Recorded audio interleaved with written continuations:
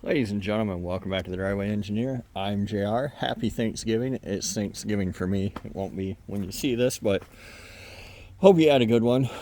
Today, we're going to start with the deconstruction of my 4runner. It's like an exceptionally nice Thanksgiving for Michigan, central Michigan. It doesn't snow a lot here, but it gets way colder than I'm used to. So, anyway, I didn't want to waste the whole day, so I would like to begin with the teardown.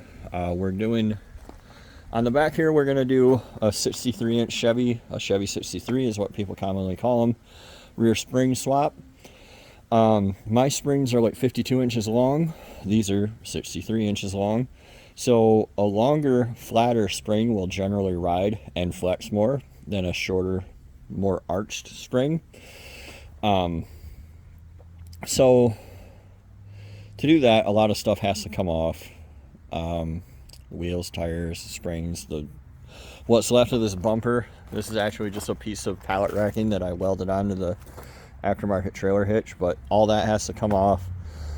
Another thing I'm going to work on while I'm back here, the stock tank is to the side, and I'm going to actually take the tank out of this truck, the rear tank.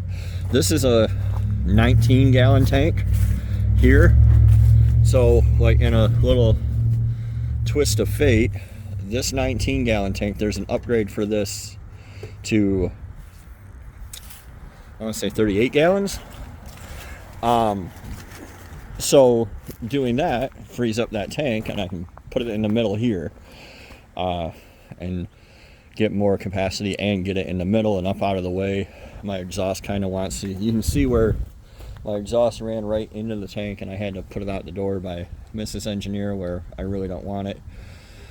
To reiterate, this is again going on to a 37 inch tire. The stock front Toyota springs are like 48 inches, I think. So I'm going to take those longer springs and put them up front, which is why I have to do this first. And then at the same time, I think I might swap in the E-locker axle. I might not. We'll see.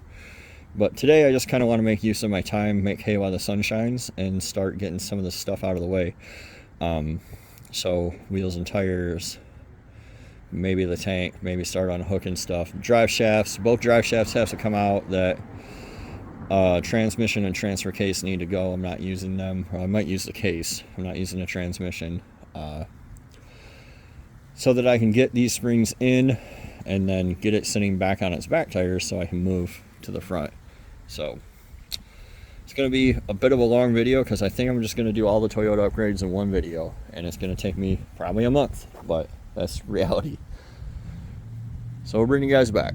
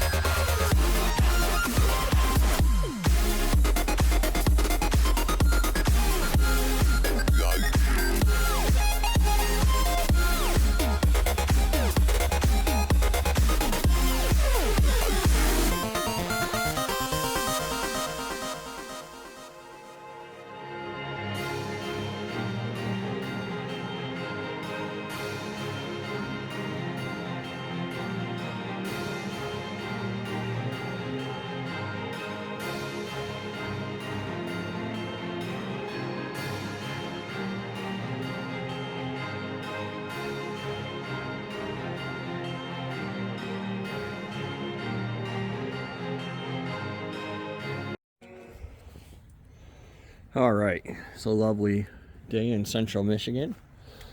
Great day to be sitting on the ground. It's kind of why I'm trying to rush to do this. We had a bit of a failure in communication there, but I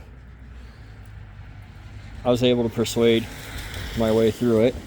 So you can see why, if you understand that a longer spring, a longer, flatter spring is going to flex more and ride better. You can see why I'm doing this. So I need to move the hanger forward about 11 inches. So I have new hangers. For the front, I'll tack those on, and then I have shackle mounts for the rear, and I'll tack those on. And then my goal for the day is to just get this thing on. My goal is to get these springs out so I can put them up front. And you see that the front is sitting on concrete. And the reason for all of that is so that I know where stuff is when I'm putting my new drivetrain in. I want it to be the way that it is. So I'm going to get my new, to me, or they're new, hangers clamped up there. Snake those springs in and get the shackles mounted, and hopefully have this thing back on its weight today. Even though I'm only going to tack it, I guess I'll show you guys real quick like how much room I opened up under here when I took out all the stuff. And that bracket with that brake line can still go. That's the rear hanger for the gas tank, the original gas tank, which is never going back in. So yeah, hopefully I have enough room to my jack stands to get these hangers clamped up, and I can get them tacked in. Like I said, I just want to loosely put this together because that's not actually the axle I'm going to use. That is, I haven't cleaned it up and I'm not ready to swap it in yet, but I want it back on its weight. So yeah, I'll bring you guys back or show you some footage.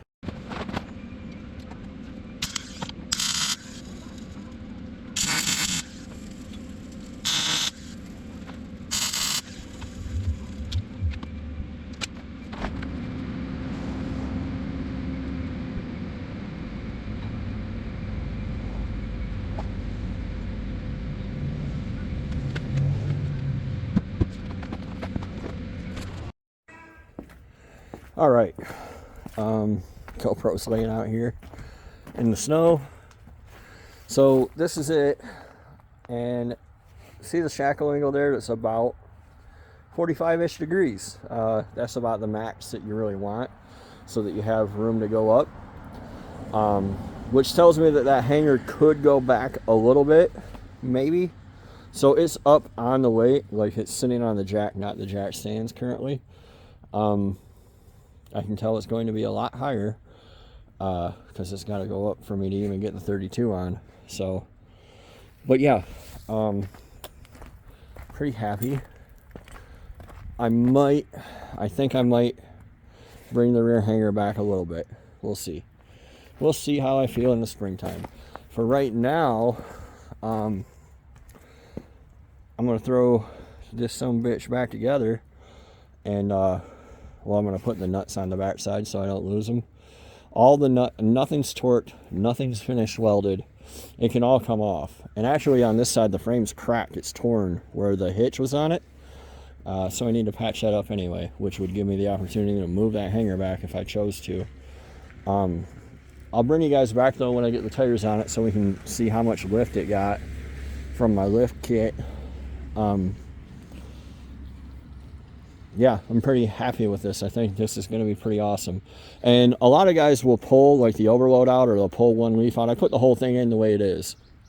So I have like the biggest Chevy 63 pack, which is 4 leaves plus an overload. So I expect it to be pretty big. Also, the back's still full of all my camping shit. Like there's firewood in there and everything else. So I'll bring you guys back when the tires are on.